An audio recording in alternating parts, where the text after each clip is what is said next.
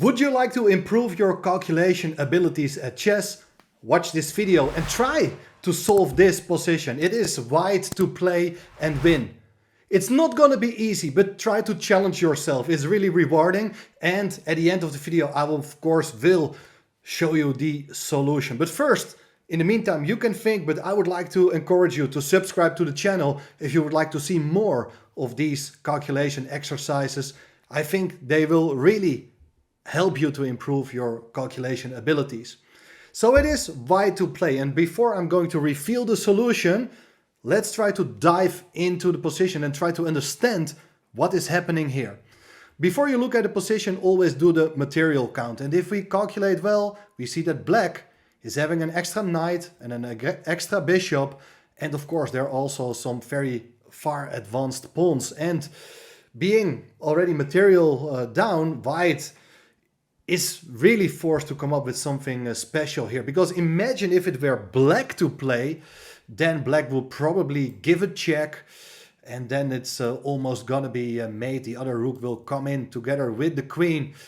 That looks devastating. So how should you try to tackle this position? Well, whenever you're under pressure, or basically whenever it's your turn in chess, you need to think how to keep the momentum, how to seize the initiative. And you do that by looking at forcing moves. Forcing moves are checks, captures, and threats. And of course, from these three forcing moves types, definitely giving checks is something which is the most forcing one, because you are keeping the opponent busy. No time for the opponent to ignore the check. You got to solve the check in chess.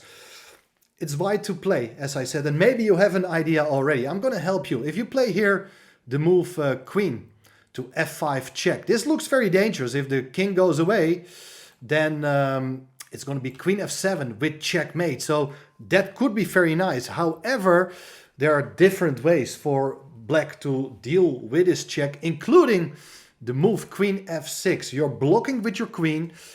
And of course, you would love to exchange queens as black. That would be great news. If the queen goes away, then black has the idea of also of giving checkmate himself on b2. So that's not good. Queen f5 is definitely wrong. Are there any other checks? Don't look just at one move.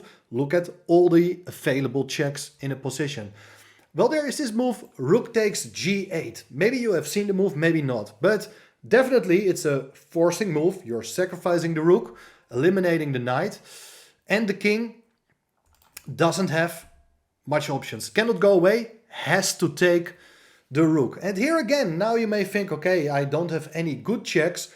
Doesn't matter. You need to figure out which checks you have. If you try to play a calm move, for instance, you want to play here the move queen h5 with the idea to give checkmate here, some opponents will definitely fall into your idea. But stronger players, they will just give a check themselves. For instance, queen d1, and after king goes away, it's rook d2 with checkmate. So this is the problem. When you're not giving a check, the opponent is going to take over. So let's take it back. Queen h5 is definitely not a good move.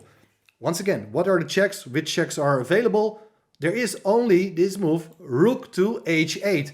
You're giving away this rook, but this is like a magnet combination. You're forcing the king to go to the h file. You cannot escape because the pawn is covering this f7 square. So black got to take, and then we continue giving checks. Now the queen comes with tempo to the h file. The king goes to g8, and you have only a rook.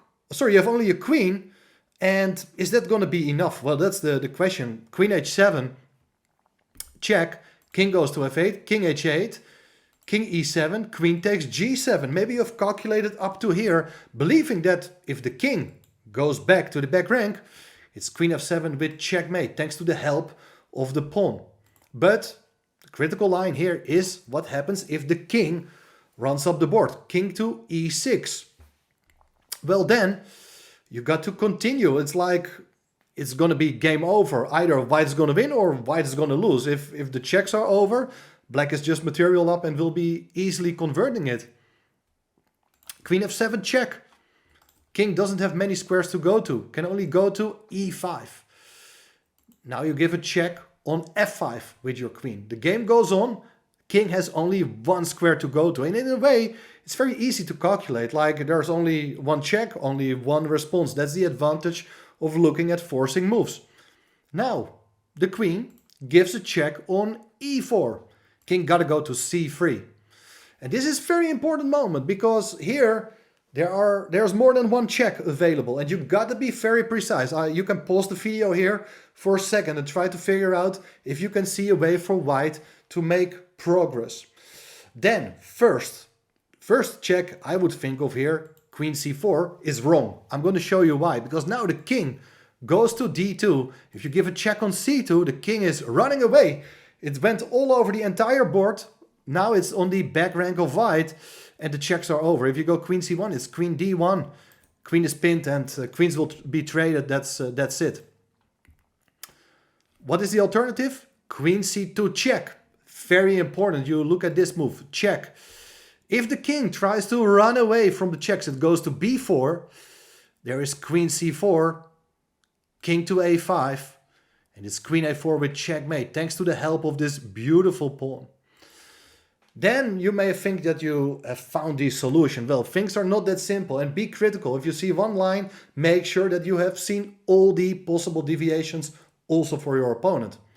So the move king d4 is critical now. The king can go back, and look, you give a check, queen c4, king e5, queen e4. We have seen this same path before, king f6, queen f5 check. If the king goes to e7, look, it's queen f7 with checkmate. Once again, the pawn is very useful. But the king can also go back to g7. Queen f7, if the king goes into the corner, it's going to be checkmate. So that's not good. The only available square is this move, king h6. Queen h7, king g5. And now you can give another check with your queen, but the king goes there, and you give a check, but then you just make a round with your king, and that would just be a repetition. That's not what we are looking for. We don't want to make a draw. We want to play for a win, and therefore you have to find another check. And this is difficult. You think all the time about your queen. The queen is the strongest piece, which needs to give checks. But look at all your pieces. There is Harry the h-pawn. Check. King gotta go to f6. And here we got to think again. Which checks do you have? Well, if you give another check with your pawn g5, the king is running away. And this queen is too far away to help out. So that's not good. The queen gotta stay close to the king. You can play here the move queen to f7. King e5, queen f5 check. We have seen this before. King d4, queen e4, king c3, queen c2. Once again, if you go king b4, it's going to be checkmate after queen c4, king a5, queen a4 mate. But the king will go back to d4 once again. So the queen and king are dancing in the middle of the board without being hindered by any of the other pieces. It's very nice subtle dance of these two pieces together. Queen c4, king e5, queen e4, king f6, queen f5, once again, king e7 runs into queen f7 mate. But you can go here, king g7, and now we see the final point, queen f7, king h6, and now the big point is revealed. The pawn is on h4, and that makes a huge difference, because now the move, queen h7, is checkmate. This is incredible. The pawn on h4 prevents the king from going to g5. An absolutely amazing study. To be honest, I don't know the source, I don't know the composer, so I apologize in advance. Maybe it's not even a study, maybe it's from a real game. I doubt it, but when we look at the starting position, it could be real, right? It's like a position which could occur in anybody's game. But from the starting position, with just forcing moves leading to checkmate in 25, that is absolutely insane. Something you almost never see in a real game. But I believe this was an excellent exercise for you to train your calculation abilities. What did we learn? Well, to try to look at forcing moves at first. Checks. These are the most important. And if you have one interesting check and it doesn't work, don't worry. Just make sure that you have seen all the available checks in a position. That will help you trying to find all the candidate moves. Maybe one candidate move is not good, but if you have the idea that you have covered all the candidate moves, it will definitely help you finding the right continuation. So I hope you definitely enjoyed watching this video, and don't forget to subscribe, thumbs up, share it among your friends, and subscribe to the channel, guys. I need your help to let the channel grow, and especially if you would like more to see of these, you know what to do. Thank you. Bye bye.